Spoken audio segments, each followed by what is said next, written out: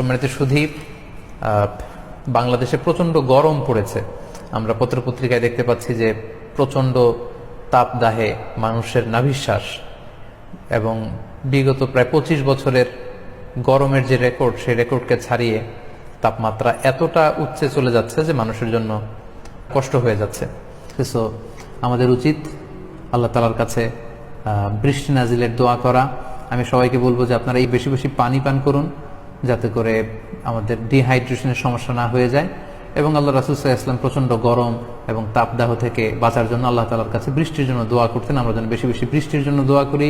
সহিহ বুখারীতে এসেছে আল্লাহ রাসূল সাল্লাল্লাহু আলাইহি ওয়াসাল্লাম তিনি বৃষ্টির জন্য দোয়া করতেন, আল্লাহুম্মা আসকিনা আল্লাহুম্মা আসকিনা আল্লাহুম্মা আসকিনা, অর্থাৎ হে আল্লাহ আপনি আমাদেরকে বৃষ্টি দিন, বৃষ্টি নাজিল করুন।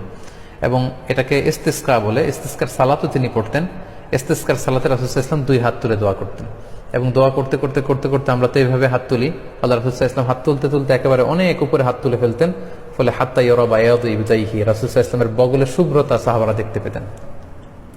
সো এই দোয়াটা যেন আমরা করি, আল্লাহুম্মা আসকিনা আল্লাহুম্মা আসকিনা আল্লাহুম্মা আসকিনা, হে আল্লাহ আপনি রহমের বৃষ্টি নাজিল করুন।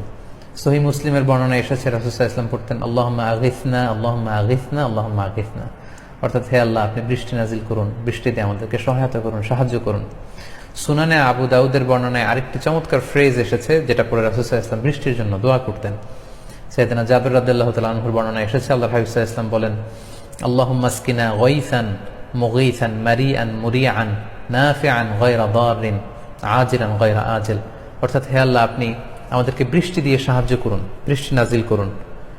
আপনি মুষলধারে বৃষ্টি দিয়ে আমাদেরকে সিক্ত করে দিন, যে বৃষ্টিতে আমাদের জমিন উর্বর হবে, আমাদের গবাদি পশুগুলোর জন্য ঘাস লতা পাতার ব্যবস্থা হবে, এবং যে বৃষ্টিতে আমাদের জন্য উপকার থাকবে, কোনো বিপর্যয় কোনো ক্ষতি থাকবে না, এরকম উপকারী বৃষ্টি আপনি বিলম্ব না করে অতি সত্বর আমাদের উপর নাজিল করুন।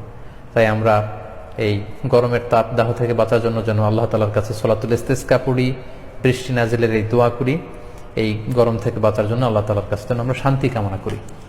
আল্লাহ তাআলা আমাদের সবাইকে ভালো রাখুন, সুস্থ রাখুন, হেফাজতে রাখুন। হাদা মা ইনদি ওয়াল ইলমু ইনদাল্লাহ আলাইহি তাওয়াক্কালতু ওয়া ইলাইহি উনীব। সুবহানাকাল্লাহুম্মা বিহামদিকা আশহাদু আল্লা ইলাহা ইল্লা আনতা আস্তাগফিরুকা ওয়া আতুবু ইলাইক। আসসালামু আলাইকুম ওয়া রাহমাতুল্লাহি ওয়া বারাকাতুহু।